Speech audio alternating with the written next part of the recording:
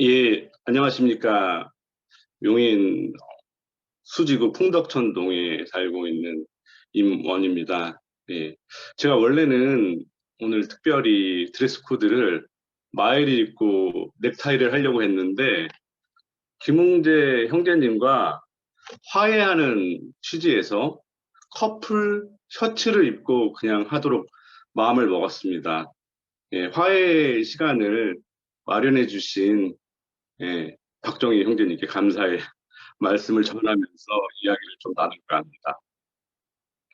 예, 제가 마법에 걸렸다고 말씀을 드렸는데 그 마법이라는 게 결국 심리적인 위축 혹은 심리적 예속, 종속, 의존성 등을 말씀드린 겁니다. 그래서 마음이 자유롭지 못하고 마음이 주체적으로 생각하는 대로 마음이 가는 것이 아니라 자꾸 누군가에 의해서 억압당하고 또 조정당하고 지배당하는 듯한 느낌을 갖는 어떤 트라우마나 가스라이팅 이런 것들이 사건과 사고를 통해서 우리 내면에서 일어나고 있는 것들에 대해서 좀 말씀을 드리고 싶고요. 그 다음에 주로 아까 말씀하신 것처럼 한국 교계에서 심리학을 오해하거나 오용하거나 악용하는 사례들 이런 것들을 시간 되는 대로 한번 나눠보고 싶고 발제보다는 여러분의 질문을 통해서 함께 심리학에 대해서 대화를 나누고 싶습니다. 한 15년 전쯤 옥성호 씨가 발표한 책이 있습니다. 옥성호 씨는 사랑의 교회 옥하는 목사님의 아들입니다. 그래서 아버지의 유명세를 따라서 그 사람이 책을 낸 게 기독교계에서 화제가 된 적이 있습니다. 그 제목이 심리학에 물든 기독교였거든요. 그러니까 기독교가 심리학적 기법을 많이 활용하고 그것을 교회 발전 이런 것들을 위해서 사용하고 있다라는 어떤 문제의식, 문제 제기 차원에서 그 책이 발표가 됐는데 저는 이렇게 한번 되묻고 싶어요. 예수님께서 가난하든 부유하든 장애가 있든 장애가 없든 여성이든 남성이든 사람 자체를 받아들이고 존중하셨습니다. 그게 바로 심리학이 말하는 인간 존중의 원리와 인간 존중을 기본적으로 심리학은 깔고 있거든요. 베이스를 하고 있거든요. 그러면 예수님은 심리학에 물들어 있고 그것이 문제냐고 저는 이렇게 물어보고 싶어요. 우리가 심리학을 오해하는 게 심리학이 인간을 조정하고 통제하고 지배하는 기법을 쓰는 게 심리학이 아니라 그런 인간을 경계하고 예의주시하고 조심하라는 게 심리학의 가르침이거든요. 자, 그러면 기독교의 문제는 심리학에 물들어 있는 것이 아니라 심리학을 악용하여 가스라이팅을 하고 있기 때문에 그것이 문제라고 볼 수 있습니다. 가스라이팅은 심리적 조작을 통해서 타인의 마음에 스스로에 대한 의심을 불러일으키고 현실감과 판단력을 잃게 만듦으로써 그 사람에게 지배력을 행사하는 것을 가리키는 말입니다. 대표적인 게 뭐가 있냐면 부흥사가 인간들의 죄성에 대해서 엄청나게 공격을 합니다.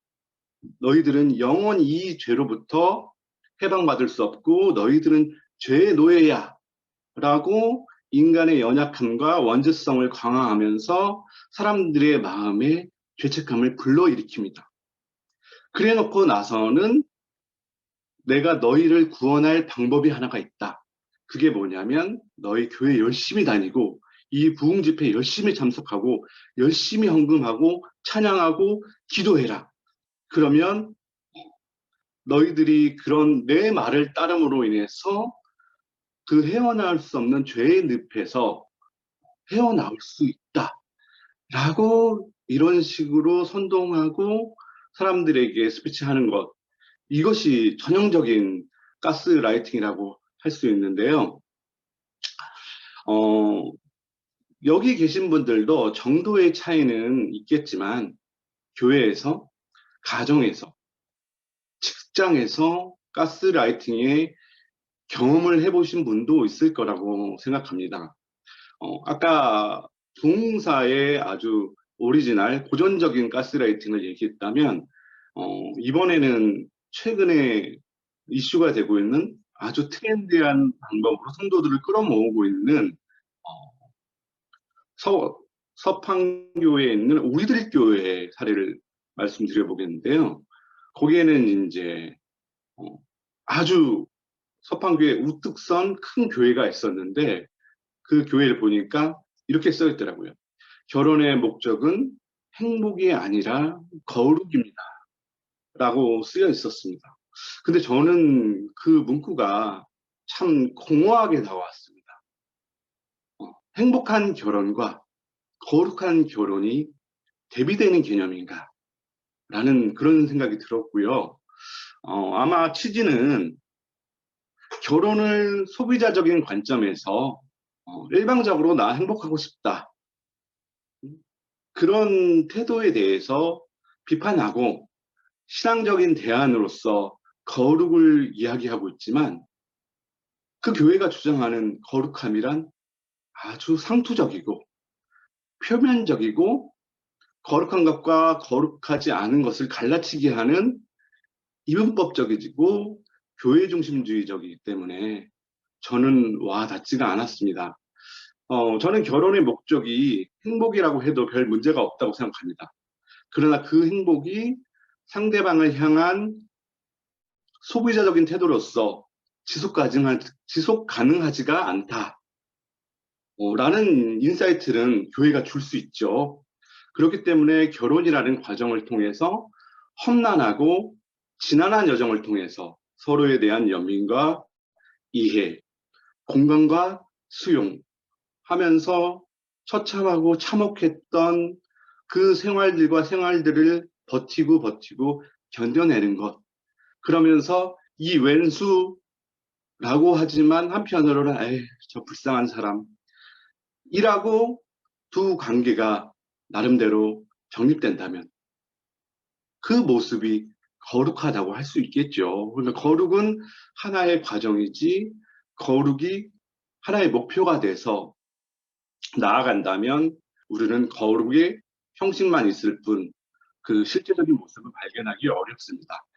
이렇듯 이 교회가 갖고 있는 가스라이팅의 메커니즘은 이런 표어를 선정해서 사람들에게 배포를 하고 그리고 사람들끼리 서로 부부관계, 가족관계의 어려움들을 무분별하게 이야기하면서 개인의 사생활들을 서로 공유하고 예배 시간에 자신이 경험했던 가족 안의 은밀한 문제, 사적인 문제들을 공개해서 그런 방법으로 교회를 지탱해 나가고 운영해 나가고 있습니다. 이 교회는 제가 보기에는 아주 구조적으로 가스라이팅을 하는 집단 가스라이팅의 예라고 해도 과언이 아닐 것 같습니다. 자, 가스라이팅이라 우리나라 말로 표현하면 심리적 예속이라고 할 수 있는데요. 그렇다면 심리적 예속을 진단해 보겠습니다. 나는 상대방에게 늘 사과하고 있는가? 예, 잘못하면 당연히 사과해야 하지만 습관적 사과는 자신의 잘못을 객관화하고 진정한 뉘우침이라기보다는 자기의 잘못도 아님에도 불구하고 사과하기도 하고 그런 판단에 있어서의 미스, 그 다음에 어떤 진정성의 문제가 있겠죠. 그리고 가스라이팅의 또 예로서는 자신이 혼자 아무것도 못하는 사람이라고 생각하는가. 예, 자신감에 결여되면서 가해자에게 더욱 의존하는 그런 악순환의 고리가 생겨납니다. 평소보다 빠른 판단이 안 되고 자신감과 자존감이 떨어져 있는가. 본인이 판단해야 되는데 가해자의 판단에 기대하게 됩니다. 의사결정을 할 때 계속 상대방에게 물어보고 있는가? 자신의 일은 자기가 스스로 결정해야 하는데 상대방에게 물어봄으로 인해서 상대방의 가스라이팅을 정당하게 하죠. 상대가 무언가를 잘못했지만 정확한 판단이 안 된다. 그렇죠. 상황을 객관적으로 바라보지 못하고 있습니다. 친구들에게 상대와의 관계에 대해서 솔직하게 얘기하기 어려워진다. 왜냐하면 가스라이팅 당하고 있는 그 현실이 들통날까라. 그 사람의 행동에 대해 주변 사람들에게 자꾸 변명하게 된다. 그 사람과 완전히 내가 밀착되어 있다는 증거죠. 항상 그 사람의 방식대로 일이 진행되고 결정되고 있다. 주도권이 완전히 상실되고 일방주의적 관계로 고착화되고 있는 상황입니다. 그 사람이 윽박지를까봐 거짓말을 하게 된다. 상대를 지나치게 의식하고 신경 쓰게 됩니다. 평소 내가 한 말을 되새기고 후회하고 자책한다. 자신감이 완전히 상실된 상태이면서 자신감 상실은 자기 학대로 이어지고 있습니다. 무언가 잘못되고 있는 느낌이 들지만 무엇이 잘못되었는지를 정확히 말하기 어렵다. 객관화가 불능해지고 인지 능력이 현격하게 저하된 상태입니다. 뭘 해도 제대로 해낼 수 없는 쓸모없는 사람 같다. 자기 자신을 무가치하게 느끼고 무기력한 감정에 사로잡힙니다. 이렇게 자신을 포기해버리면 가스라이터에 먹잇감이 됩니다. 그러면 어떻게 하면 가스라이터로부터 자유로워질 수 있을까? 첫 번째는 의심하기입니다. 가해자의 행동이나 말이 반복적으로 상처가 되거나 자신을 배려해주지 않는다고 느낀다면 가해자와의 관계가 어떠한지 생각해 봐야 합니다. 두 번째는 의식화하기입니다. 이런 의심을 기반으로 가해자의 폭력, 때로는 어떤 방식으로 도움이 될 수도 있죠. 물질적 도움이라든지 아니면은 아이디어라든지 아니면 인간관계라든지 그렇다고 하더라도 이것을 인지하고 인식하면서 문제가 있음을 판단한다. 다음에는 알리기 작업입니다. 믿을 만한 사람들에게 현재 자신의 혼란스러운 감정이나 상태를 얘기하고 제3자의 시각에서 확인받아 볼 필요가 있습니다. 본인의 시각은 주관적일 수 있으니까 제3자들이 어떻게 객관적으로 이야기하는가를 참고하면 도움이 되겠죠. 그 다음에 치료를 받습니다. 전문 상담가나 치료센터를 찾아가서 도움을 요청하고 상담을 통해서 처방을 받고 적극적으로 치료를 받습니다. 치료 사례를 한번 얘기해 보면 가족치료 같은 경우에는 부모님에 대한 감정 정리를 하는 것을 요구를 받는데요. 그게 뭐냐면 부모님이 선의로 나를 가스라이팅 했다. 그래도 부모님은 좋은 사람이다. 아까 두 마음을 품지 말라고 했잖아요. 심리학에서도 두 마음을 품는 사람을 마음의 교통정리를 해줍니다. 그래서 부모에 대한 분노와 증오, 부당함, 문제의식 이런 것들을 펼칠 때는 여기에 집중을 시키고 그래도 부모님은 좋다. 그래도 부모님한테 내가 어떻게 해. 이런 부분에 대해서 일시적으로 거세를 시키고 한 마음으로 문제 해결을 위한 그 프로세스에 집중하게 만듭니다. 그래서 거기에 집중하고 나서 문제가 해결됐을 때 나중에 화해를 하고 다시 관계를 정상화하더라도 그 두 마음 품기를 그대로 방치하지 않고 그것을 해결하고 해소하면서 치료를 받습니다. 마지막으로 가스라이터로부터의 예방이라고 제가 제목을 붙여봤는데요. 가스라이팅은 부모와 자녀, 상사와 부하 등 불균형한 권력 상황에서 나타나기 쉬운데 부부나 연인, 친구 관계에서도 서서히 불균형한 권력 상황이 구축되면서 나타나기도 합니다. 자기가 맺고 있는 관계가 얼마나 평등하고 동등하며 자유로운가를 판단해야 합니다. 가해자는 나 정도 되니까 너를 받아준다라고 하며 피해자를 안심시키고 길들이는 반면 피해자는 가해자에게 인정받고자 하는 구도가 형성됩니다. 이때 가해자는 부족하고 못난 피해자를 자신이 받아주었다는 자기애적 욕구를 충족하고 심지어는 내가 이런 사람도 받아주는 너무나 좋은 사람이다라는 그런 착하다는 착각 속에 빠져들기도 합니다. 피해자는 가해자의 반복적인 비난으로 인해 자기 의심을 지속시키고 결국 가해자가 자신을 받아주었다는 만족감으로 인해서 의존 욕구를 충족합니다. 가스라이팅이 친밀한 관계에서 일어나며 피해자, 심지어 가해자도 가스라이팅임을 그런 상황임을 인지조차 못하는 경우도 있어서 오늘 우리가 간략하게 가스라이팅에 대해서 공부해 봤는데 이런 점들을 착안해서 예방했으면 좋겠고 또 심리학에 관련된 다양한 주제나 질문들은 대화하면서 나누도록 하겠습니다. 예, 이상입니다. 예, 오늘 정말 실제적이고 구체적이고 정말 너무 좋은 나눔이었습니다. 실제로 이런 것은 돈 주고 들어야 될 정도의 그 강의인 것 같은데요.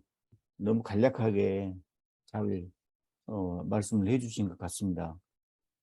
가스라이팅에 관해서 정말 최근 들어 특히 많이 종교기관에서 문제가 되고 있어서 특히나 한국에 얼마 전부터 그것이 알고 싶다나 PD수첩 여기에 단골 소재로 등장하고 있는 게 바로 이제 이런 부분인데요. 오늘 얘기를 이렇게 쭉 듣고 보니까 왜 그 교회라는 그 특정한 조직 안에서 저런 문제들이 발생하고 있는가 그런 것들에 대한 의문들이 많이 풀리기도 합니다.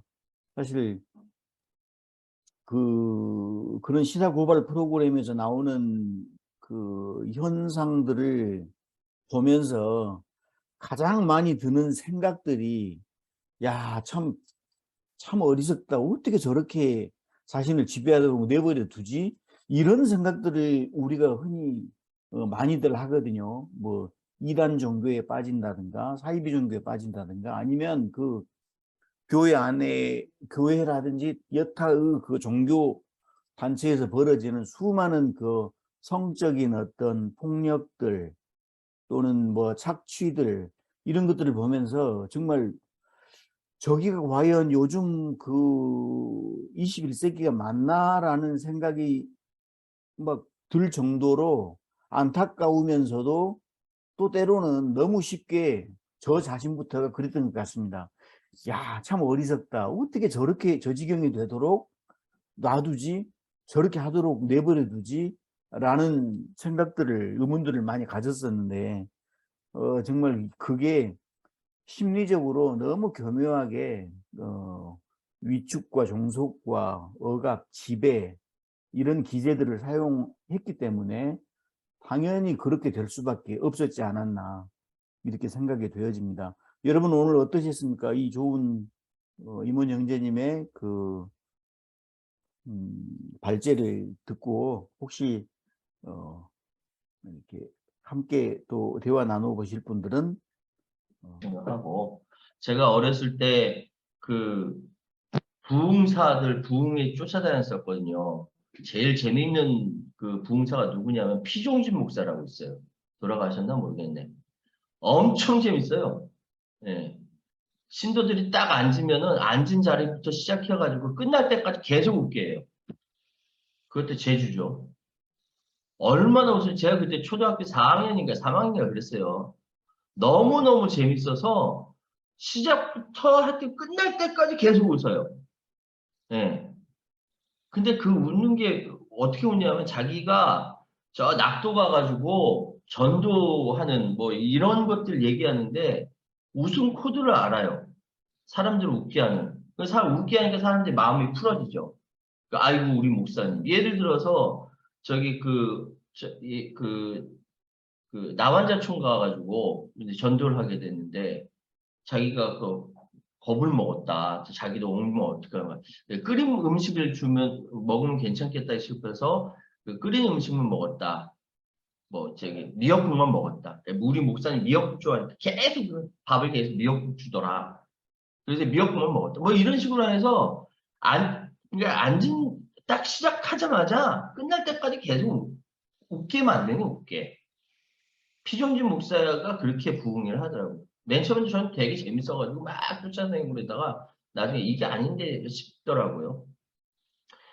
넷플릭스 드라마 중에 지금 나와 있습니다. 글리치라는 드라마가 있어요. 한번 보십시오. 그 가스라이팅의 대표적인 사례를 교회, 신천지 같은 데를 통해 가지고 한 거고, 아까 이모님께서 말씀하신 심리적 예속, 을 얘기했는데 그 정확하게 드러나 있습니다.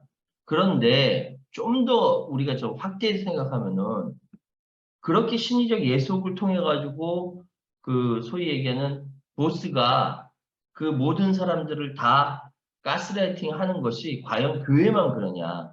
아니거든요. 과거 우리 대한민국의 모든 정권이 국민들에 대해서 가스라이팅 하지 않았는가? 그거 한번 생각해 볼 필요가 있다고 생각해요. 늘 그랬잖아요. 늘 경제 위기다. 허리띠 졸라매고 근면성실, 자조협동, 스마트정신 그렇게 하지 않았는가라는 생각이 들고요. 마지막으로 아동 권리에 대해서 대한민국 가장 전문성을 갖고 있는 이양이라는 박사가 있습니다. 지금 국민의힘 뭐 무슨 윤리위원장을 하고 있는데 그 양반이 유명 정치인의 딸이죠. 이 양반이 늘 얘기하는 것이 제가 뭐 단체에서 얘기해요. 이혼은 최고의 아동학대다라고 얘기했어요. 아 그런가 보다. 결혼 초기에 그래서 난 죽어도 이제 이혼하면 안 되겠지. 그 양반 이혼했거든요. 그 쉬쉬쉬 숨기고 있는 양반이거든요. 모든 권력은 국민들에 대해서 가스라이팅 한다. 계급 질서에서. 전 그렇게 생각합니다. 그래서 가스라이팅 당하지 않는 것, 깨어있는 시민정신, 촛불정신이라고 저는 생각합니다. 이상입니다. 네, 감사합니다. 가스라이팅을 꼭 교회 안, 종교단체 안이 아니라 밖으로도 넓혀서 눈을 좀 시야를 넓혀보자. 아주 명언을 남기셨습니다. 모든 권력은 가스라이팅을 시도하고 또 그렇게 하고 있다. 예. 다음에 우리 박정섭 자매님 신청하셨고요. 순서가 그 다음에 박정섭 자매님의 오빠이신 박정희 형제님, 그 다음에 우리의 영원한 선배님 박 선배님 이런 순서로 발언해 주시기 바랍니다. 아이고 오빠가 되셨네. 우리 박정희 군이 기분 나쁘시겠어. 저는 기분 좋거든요. 예.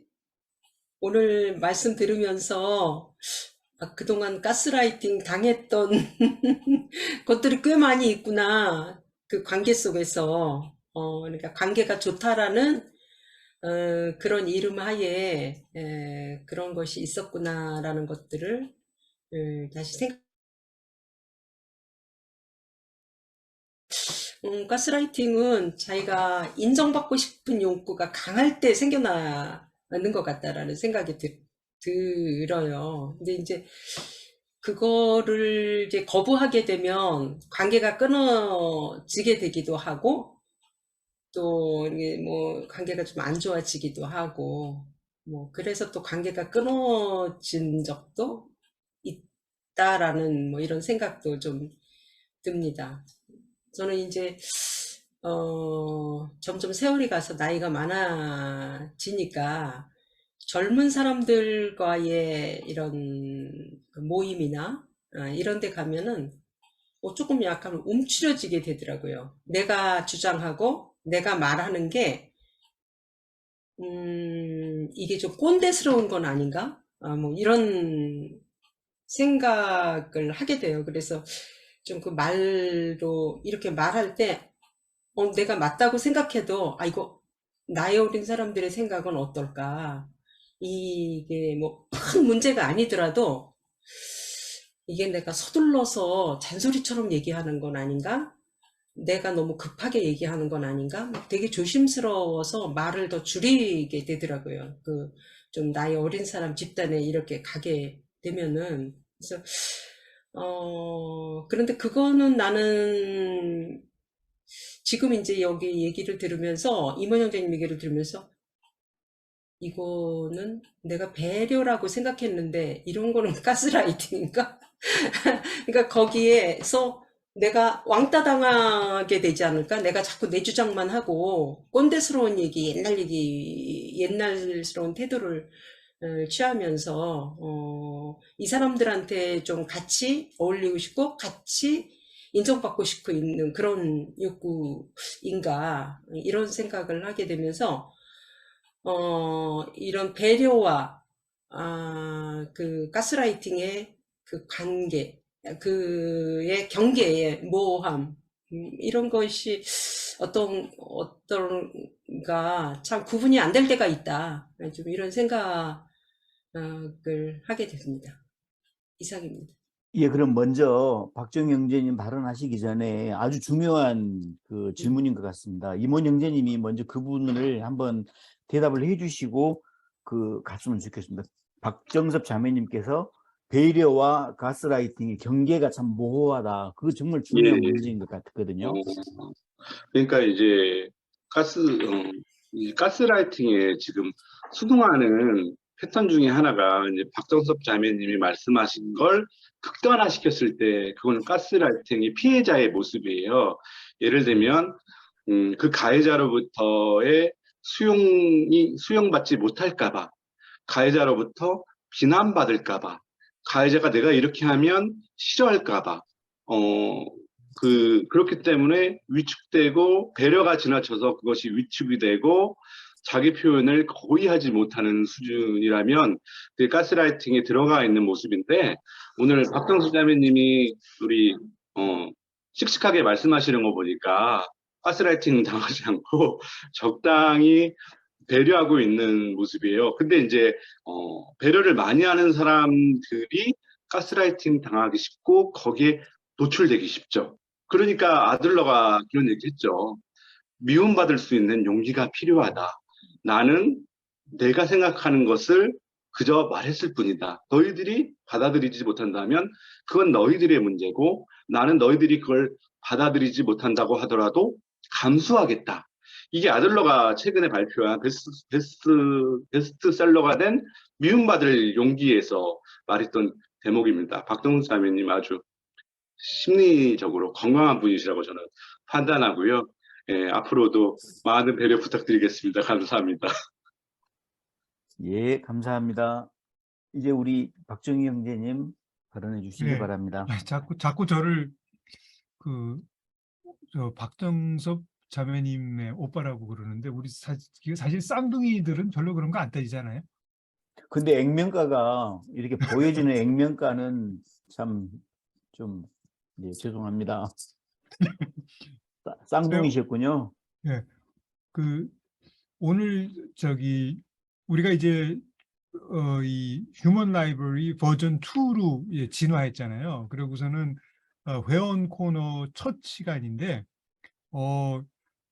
이건 모르겠어요. 다른 파트들은 어떻게 생각하시는지 모르겠는데 뭐 정말로 이거 외부 강사 이런 거 별로 필요 없겠다.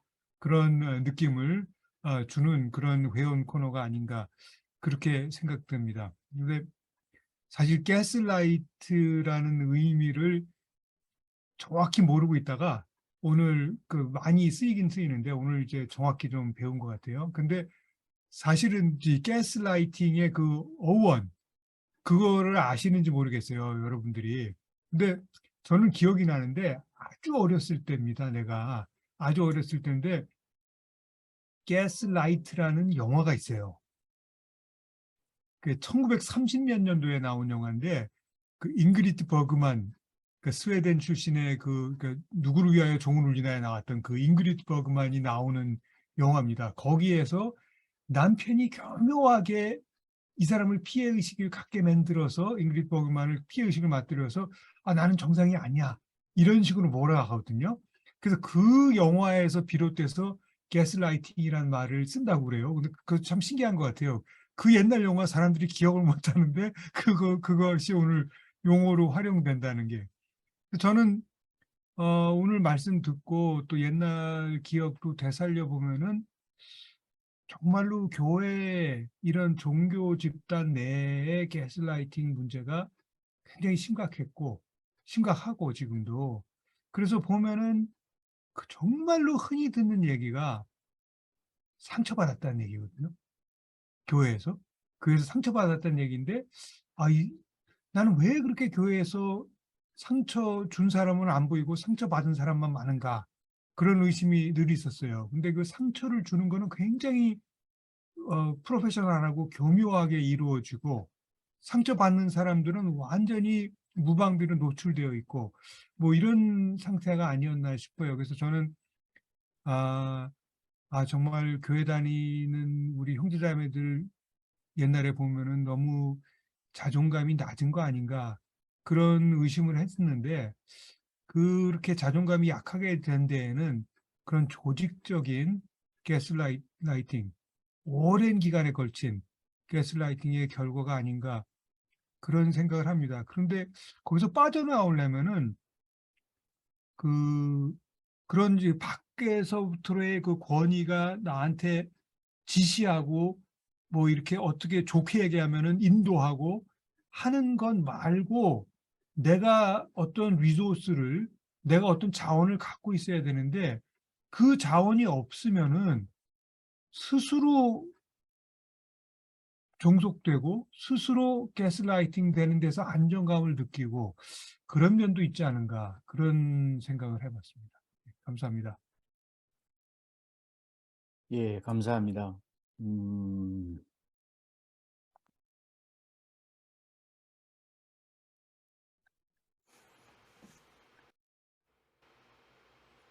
스스로 거기에서 벗어나기 위한 어떤 기제가 필요할 텐데, 그것도 참, 예, 무거운 또 질문인 것 같습니다. 스스로가 늘 돌아봐야 될 질문인 것 같고요.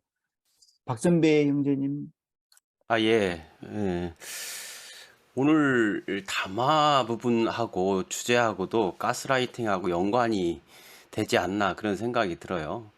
두 마음을 품지 않고 한 마음을 품으려면 A라는 어떤 주장을 한 사람하고 동일시해야 되거든요. 그러면 결국은 그 말을 굳이 그대로 따라야만이 되는데 따라가는 자체가 아까 그 해결 방법 중에 하나 객관화라고 그랬었잖아요.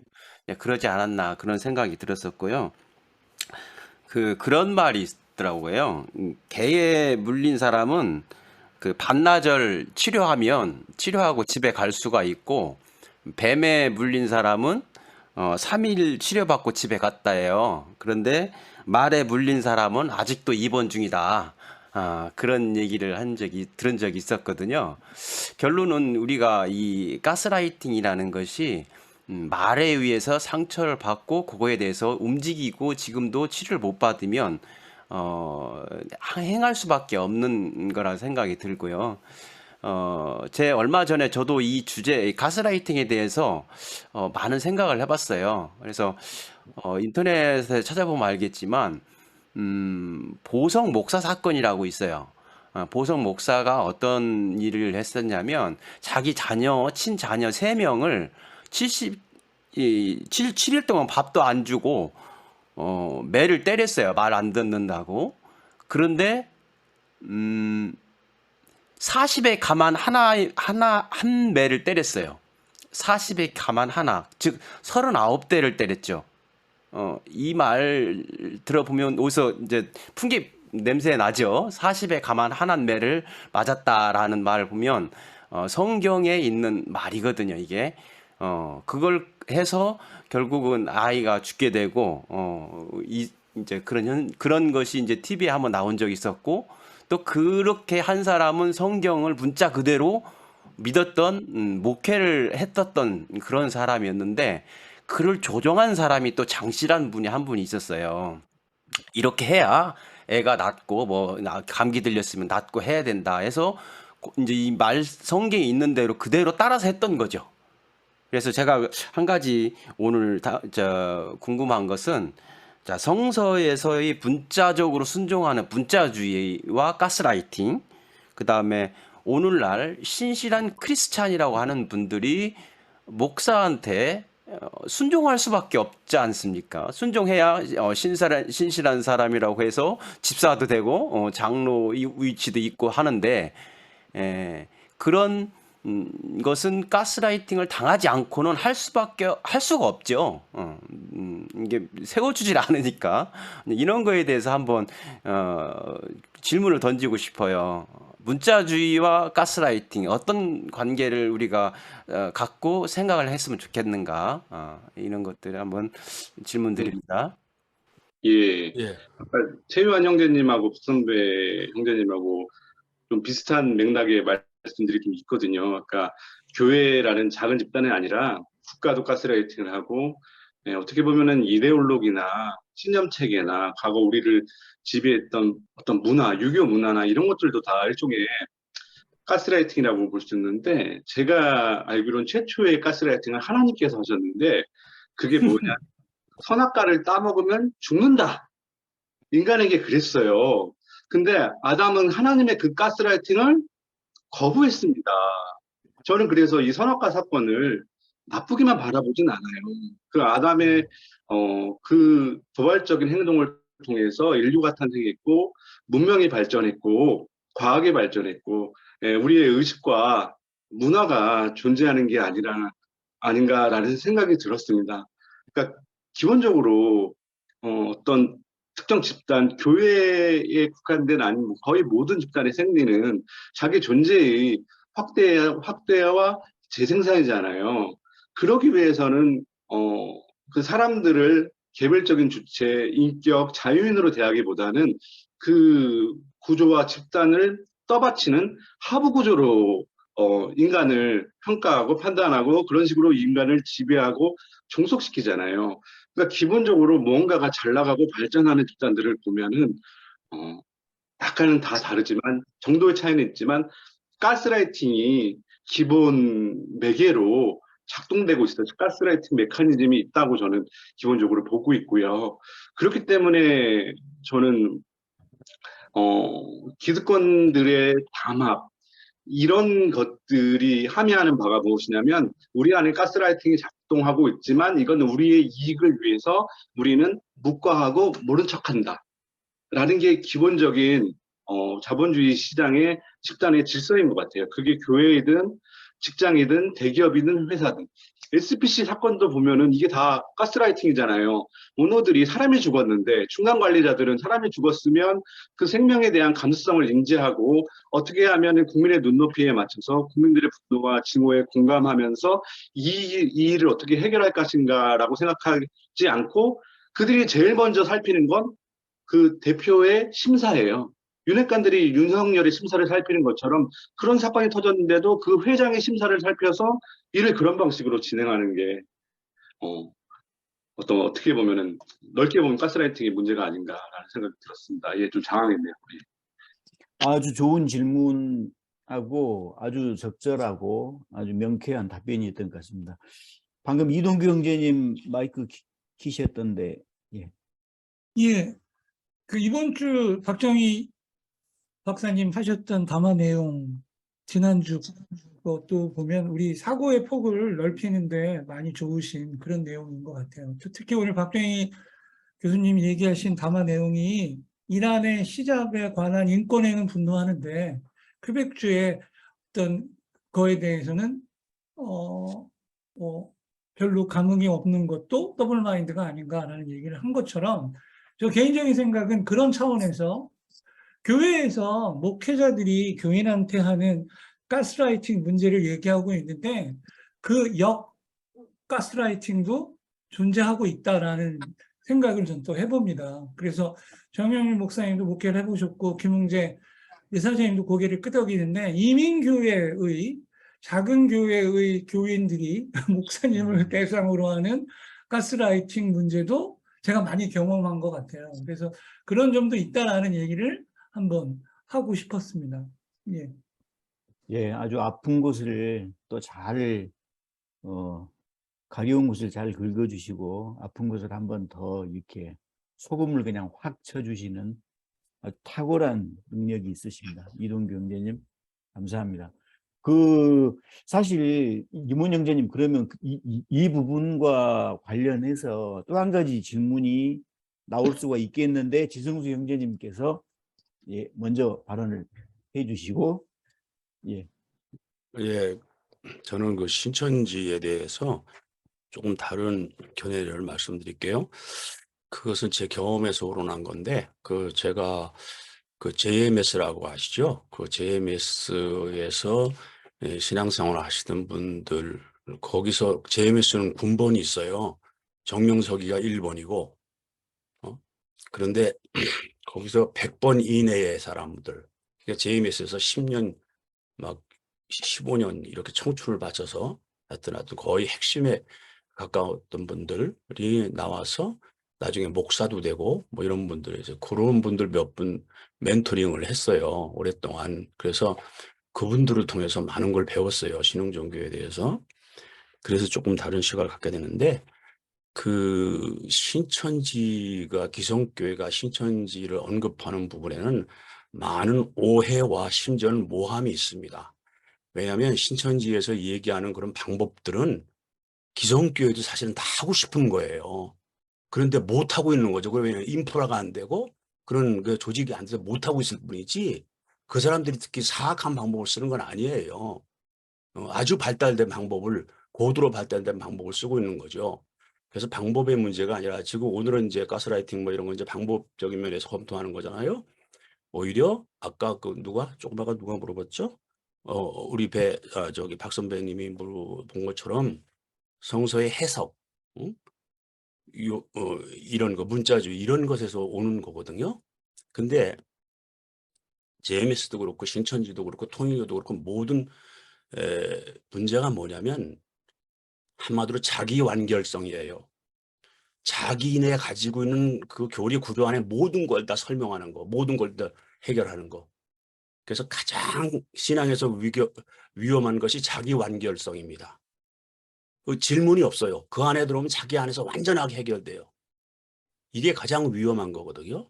우리 끊임없이 질문하는 것인데, 끊임없이 진리라는 게 그런 거니, 끊임없이 질문하는 것인데, 질문이 없이 자기 안에서 완전하게 해결하는, 이 안에 들어가면 도리가 없어요. 문선명이든 뭐 정명석이든 또 이만이든 그 틀에 빠지면, 그 올무에 빠지면 방법이 없죠. 바로 문제는 거기에 있다고 생각합니다. 예, 사입니다. 예, 아주 좋은 또 말씀 주셔서 감사합니다. 와, 정말 오늘 주제가 너무 좋으니까 이렇게 토론 내용들도 너무 다양해지고 또 폭이 넓어지고 아주 좋은 것 같습니다. 시간이 그럼 되었으니까 이상으로 공식적인